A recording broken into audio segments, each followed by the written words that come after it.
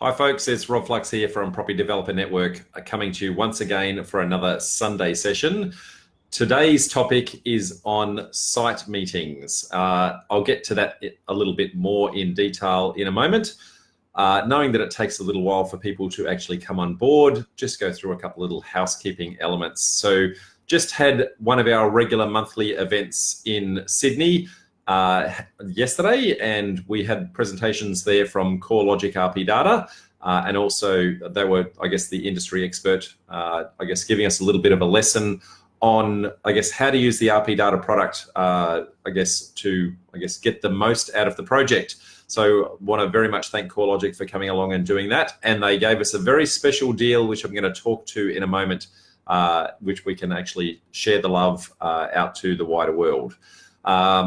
We also had Mindai, who was also presenting our, the real deal of the month, where she went through a project that she was doing, being her principal place of residence, being her first house construct, and some of the issues and challenges that she's got from there. Now, I can see a couple of people coming on board already. So hi, Michael, Edward, Shelley, Luke. How are you all? So I can see a few more coming on. I'm not sure why it says how many people are here and how many names actually come up. Maybe people actually try and hide from me.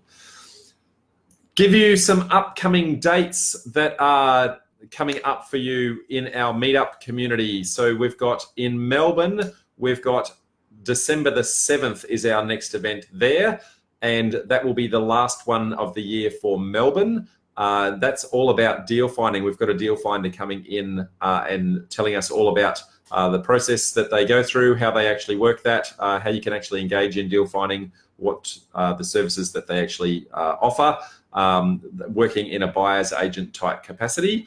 And then our next meeting from there is Brisbane, will be the December the 21st. Now, because it's only 4 days from Christmas, that won't be a formal meeting. That will actually just be our Christmas party. Now, for every one of our meetups so far, so Sydney, we had our Christmas party for Sydney yesterday.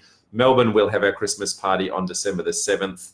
And Brisbane, we're going to have just a party, because it's so close to Christmas that we can't actually have an event.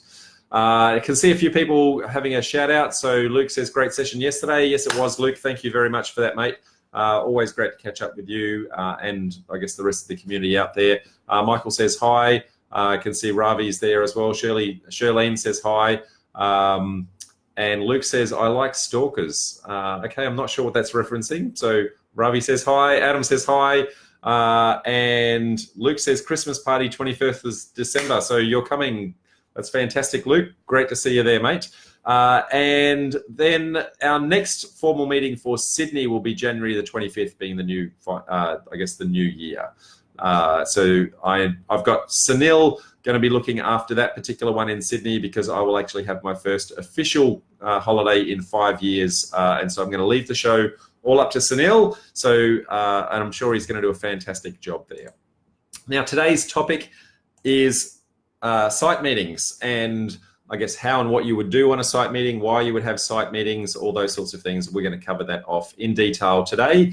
Now, being a Sunday session and being a Facebook Live, we highly encourage anybody who is got any questions on the topic of the week to please ask your questions in the chat box. I can read them live, and I'll do whatever I can to actually respond to them as we go. So that said, why would you actually have a site meeting? Well, there's a range of reasons that you would do that, but typically you're kicking off a project of some description or running the project in some way, shape or form, and you'd be actually meeting with the consultant doing the work, the contractor doing the work, those sorts of things. And so there's a range of different stages that you may actually run that site meeting in. So firstly, when you initially kick off the meeting, you may have a kickoff meeting that sits down with everybody and goes through, I guess, what the project is going to cover, what the expected outcomes are, timelines, etc. And I'll go to that in a little bit more detail. Then as the project is actually running, depending upon the length and the duration of the project, you may actually have some ongoing management and supervision of the project type meetings, and they will be run in a very slightly different format. And then you may have things that include inspection of works, especially where it comes to the fact that you might have progress claims on payments, et cetera, et cetera. So if you're under a construction project, you may have different stages where a progress claim is made, and it would be up to you to actually go out on site, do the inspection, make sure that the progress claim actually matches the, I guess the work completed actually matches the bill that's actually been put out there. So some of those things would be, I guess, doing a project inspection, checking that the, I guess the milestones has actually been completed. And then of course, there's always, has the project itself been completed, not just the milestones. And then finally, you may have a final meeting on site, which may be the project closeout. So I guess there's really 3 different stages: the kickoff meeting, I guess running of the project itself, and then the closeout are generally the 3 different stages that you would actually have a meeting in. Now, in this stage, what I'm assuming is that you are acting in the role of the project manager. So as the developer of the project, I'm anticipating in this instance, you're going to take the role of that project manager. So you've got a number of responsibilities that fall into your remit, and you need to make sure that any of these meetings that you're having capture all of this as you go. So I'm going to cover some of those areas right now. So it's your role to actually make sure that you're actually planning the project, that you've appropriately scoped the project, you've defined what the quality is, and that you're actually measuring against the quality actually being installed. That you're checking on the execution of the project as it's going, you're monitoring the progress as it's going, and you're providing any feedback back to either the consultant, supervisor, or site supervisor on site to give them, I guess, instructions as to how and what they're going to be doing. In some instances, you may be actually prioritizing the day-to-day project activities. In other instances, you would actually be deferring that to the consultant or the contractor and allow their team to actually do that. You would certainly be in charge of the schedule, making sure that the schedule is actually running on target. You'd be also making sure that the budget is coming in on time, making sure that there's no scope creep, that there's no that everything that has said to be installed is actually being installed, etc. Making sure that the resources who say they're going to turn up on site actually do turn up on site. You'll have to make sure that any risks that are within the project are appropriately identified and managed. Deal with any conflict resolution which may occur where there are issues and challenges on site, and look after any stakeholders. So the stakeholders may be, if you've got a joint venture partner or if you're actually running the project on behalf of a client, those sorts of things, and then closing the project out and making sure you capture any lessons learned. So all of those responsibilities would fall to you as the project manager along the way. Now, who should actually be in attendance to these site meetings? So that's going to depend on the size and scale of the project and the duration of the project. And so I'm going to mention a few elements here that I guess you need to be able to flex with depending upon the size of the project. So firstly, you as the project manager or your delegate as a project manager, if you're abdicating that responsibility, would need to be in attendance. So that's the first thing. The site foreman or project supervisor on behalf of the contractor or the consultant performing the works, they need to also be in attendance. Now, for many projects, that's all that's actually required.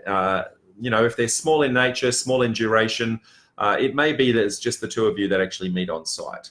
But where the project is larger, you may actually bring a project team in, and the project team may involve all of the different contractors or subcontractors within the project that are responsible for different elements of that, especially where there are issues or challenges in some of those elements along the way.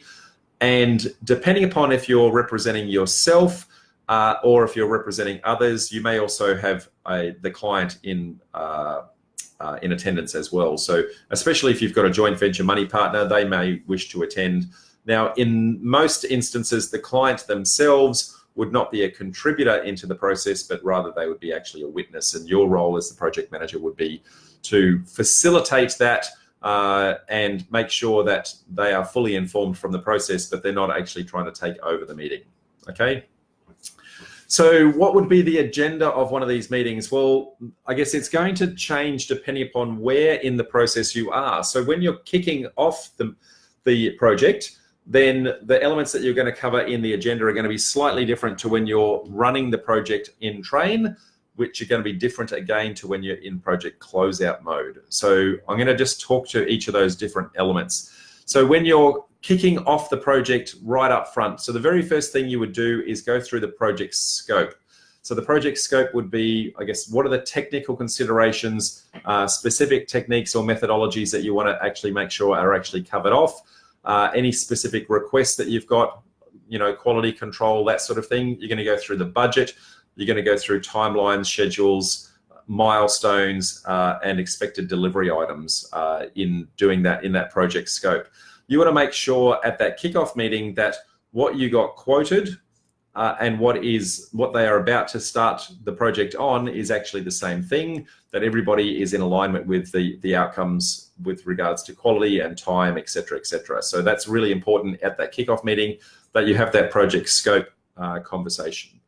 You also want to go through the deliverables. You want to make sure that everybody knows what the expected goals are, the targets that need to be achieved, the timelines that needs to be achieved in, and what information that the contractor will use to actually understand that as we go. So it might be, is there a specific set of plans and what version control that you're doing, all those sorts of things to actually manage that, so that everybody knows that they're all delivering to the same standard, or know that they're trying to deliver the same item. There's nothing worse than having some documentation there that might be a little bit aged. The person actually delivering the work thinks that they're using an older version. You'll think you're delivering to a new version, and there's some issues and challenges there. You'd also talk to project schedule, and the project schedule would be at that first kickoff meeting would be high-level milestones. So, I expect these particular outcomes on these particular dates. At that initial kickoff meeting, you probably aren't going into the very, very granular element of that, but rather the major key milestones. So if we consider something like a construction project, that's going to be along the lines of, when are the foundations going to be laid? When's the slab going to be laid? When is the frame going to be done? Because those milestones will generally line up to payments. And so you need to make sure that everybody's actually doing that. Now, the project schedule will typically be, for a larger project, will typically be documented through what is called a work breakdown structure. And I'm going to talk to that in a minute as to what a work breakdown structure is and how you can actually measure those. The other thing you want to do is have a risk management conversation. So identify some of the risks, issues, and challenges that may be addressed, identified within the project, and make sure that everybody is aware of the risks, have identified some form of mitigation or management technique to do that, and that you understand what that residual risk element is, and that every time you have a meeting, you're addressing that risk management register to make sure that we are appropriately managing and avoiding those risks wherever humanly possible. And then I guess from there on, you're then going to make sure that so everyone's very clear on what the kickoff is. So that's kind of the kickoff meeting. When you then are running the project itself, you're going to cover a very similar agenda, but it's going to slightly change in this instance. So the project scope has already been captured. The deliverables have already been captured, but now what we're doing is really concentrating on the schedule itself. We're concentrating on the milestones within that schedule and within the work breakdown structure that I mentioned before. And this time we're being a little bit more granular. So what are the elements that lead up to the current milestone that everybody is reaching for? So whilst everyone needs to manage to the end project, because the project has been broken into a set of milestones, what we're really trying to do is get to the next milestone and get to the next milestone and get to the next milestone. If we're just dealing with what's in front of us, it's nice and clear for everybody to understand what it is that's happening. And the only time we really reference future issues and challenges is where something that we're doing now may have an impact on future works. And so that's quite important that we deal with that. We always come back to that risk register and the risk management side of things, making sure that the risks are known and still being appropriately managed, and any new risks are appropriately captured and alternatives are identified there. And then there's the project closeout. What would be the agenda in that instance? Well, in this instance, it would now be a matter of, I'll go back one step. Rather than project closeout, now you're going to have another type of agenda where you've got a meeting that will involve inspection of works completed. So that might be an inspection of a milestone, that might be an inspection of, I guess, the completion of the project. At this point, what we're doing is actually making sure that the scope that was originally identified, the milestone that was originally identified, the quality of the work, the technical considerations, we're actually measuring the deliverable against what was actually proposed to be delivered and making sure that that is actually done before any payments are actually made. So you want to make sure that you actually go out and inspect those things as you go.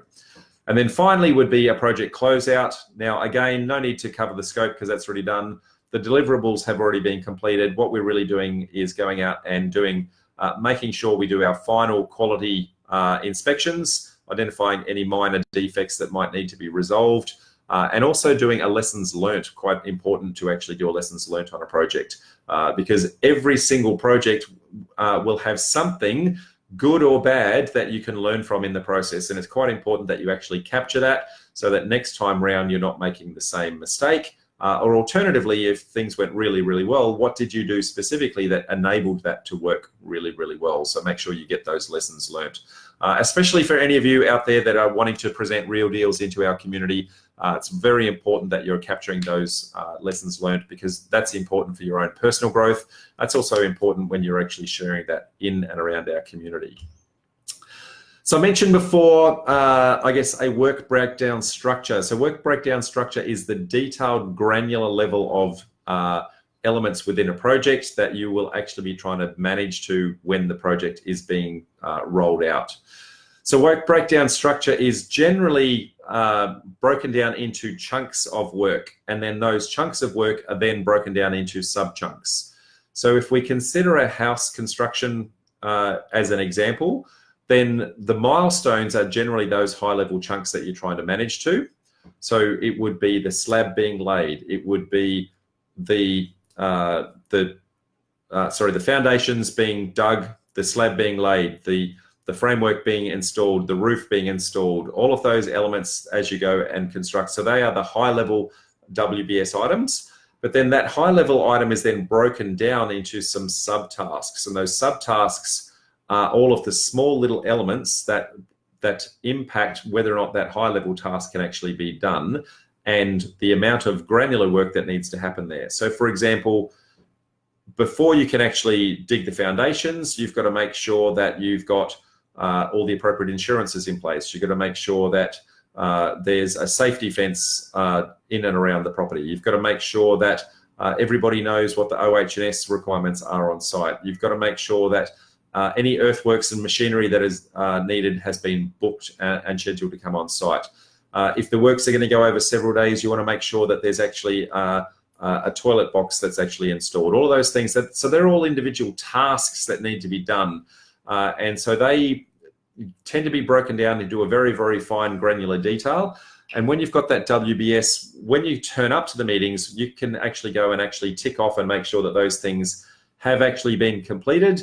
And you can see which tasks have a subtask that actually have a dependency on them, for example. So, for example, you can't start digging the earthworks until the heavy machinery turns up on site. And so the heavy machinery can't turn up on site until you've got the safety fences installed. So when you put those in a very sequential fashion, they become what is called the critical path. And what we're trying to do is manage to that critical path, understand what works need to be done in what order, and whether or not some works can actually be done out of order and not impact the delivery of the timeline. What we're doing with that work breakdown structure is capturing when those tasks are due and being able to track which ones are actually done, so we can see if one task is delayed, we can see then what the flow-on effect of that one task is, because we can see what the downstream tasks that are dependent on this will be, and so then we can predict how much time and slippage that's going to cause within our project. So it's very, very important that when you're on site, you actually go through that work breakdown structure. Now, for somebody who's not done project management in the past, this might sound like a little bit of a daunting element, and we actually cover this off in quite a bit of detail within our property development formula program. So anyone doing that, that's a module within there. But one of the things that you can do is for those larger type projects where you're not 100% sure what is actually going to occur, you can actually make it a mandatory deliverable as part of your scope of works that the contractor actually provides the WBS for the project. And so what you're doing is then checking in on his WBS and making sure that they are delivering exactly as they had identified in the project. So really, really important to have one of those in place. Now, the other elements that you want to be looking at, I think I've touched on before, is a risk register.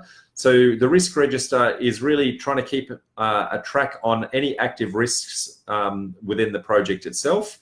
You want to capture things like what is the severity of the risk, what is the impact of the risk if it actually is to occur, whether there's any possible mitigation that you can put in order to avoid it, what the response would be if it is actually triggered, and you're then going to be able to, in doing that, you're then going to be able to understand what the residual risk element is and whether or not that residual risk is something that is manageable or acceptable within the project itself. So make sure you actually have that. Every single risk would be identified with a risk number, and you want to keep track of that every single time and make sure that everyone is aware of those risks as they go. And then in doing all of these tasks that we're doing in every single one of our meetings, the most important thing at the end of the meeting is that you actually capture an action items register. So everyone's capturing, or who is responsible for doing what tasks. You know, you'll have a conversation, you'll make some decisions, and somebody will have to do something. So you need to capture that action list. And my suggestion is to capture that and then distribute that to everyone in what is called minutes of the meeting. So you're going to capture, you know, who was at the meeting, what time it started, what time it ended, what was actually discussed, what was agreed, who was responsible for actually delivering those. So all of that is really important. And then distribute that to all of the people who were physically in attendance at the time, and also distribute it to anyone who has a responsibility to deliver on one of those action items if they were not in attendance, because quite often you may identify that you know, there's another external party that may have some action that needs to be done. So it's important that that external party is aware of those works needing to be done. And I would make sure that 1, you distribute it to them, 2, you physically give them a call and bring it to their awareness, and 3, make sure that the timeline that you need it in is actually one that they are capable of delivering upon. That said, you then, I guess, assuming that you run the project successfully, then the final meeting that you would have would be a project closeout meeting. Now, the project closeout meeting would then be, I guess, going and physically inspecting all of the works that have actually been installed, doing your appropriate quality assessments, capturing the lessons learned to make sure that you actually review the project and capture those lessons learned. You want to make sure that you get those golden nuggets that can actually be reused every single time. And as I said before, make sure that you can actually capture all of the elements that are going to go into a real deal. And with that in mind, what you should be doing at every single one of these meetings is actually taking progress photos as you go. So you want to document your progress, because things only happen once within the project. So, you know, when you demolish a house, you only demolish it one time. So make sure that you're physically in attendance and you take the appropriate photos as you go. That can then provide evidence if you're trying to do quality assessment work or things like that. You can actually, in those minutes of the meeting, you can actually reference that photo and you can, you know, circle, this is the bit that needs to be resolved, for example. So you want to make sure you capture that as you go.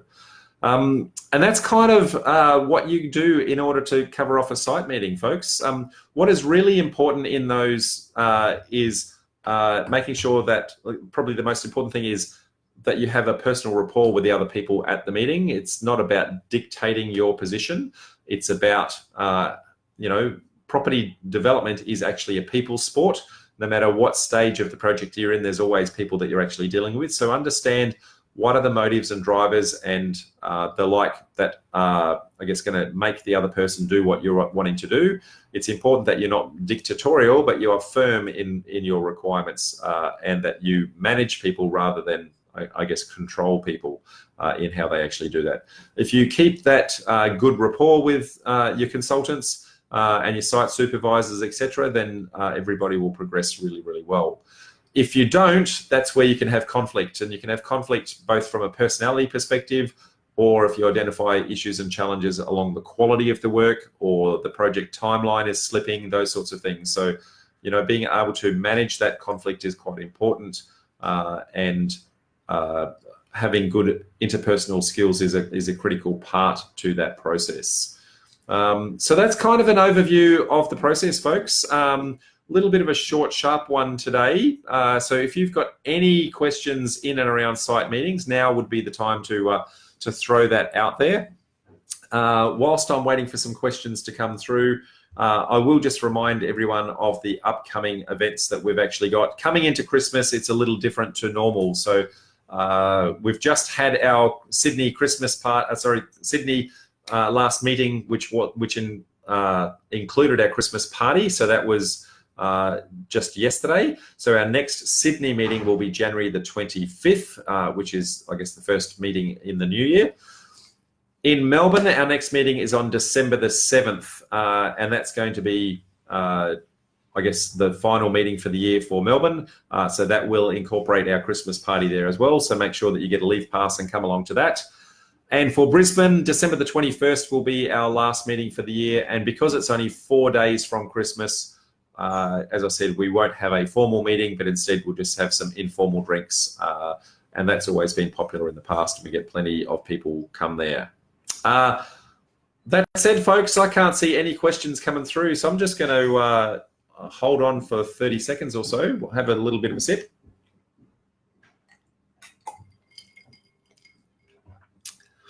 Nothing coming through. Nice, short and sharp today. So usually we go a little bit longer, but site meetings, if they're run well, shouldn't be that overly onerous. So the challenging part is really the interpersonal skills side of things, and once you've started to do that a few times, you kind of get the hang of that. So okay, folks, that said, I'm going to call it quits for today, and I will see you next week for our next Sunday session. Otherwise, see you on December the 7th, Melbourne. Bye for now, folks. See ya.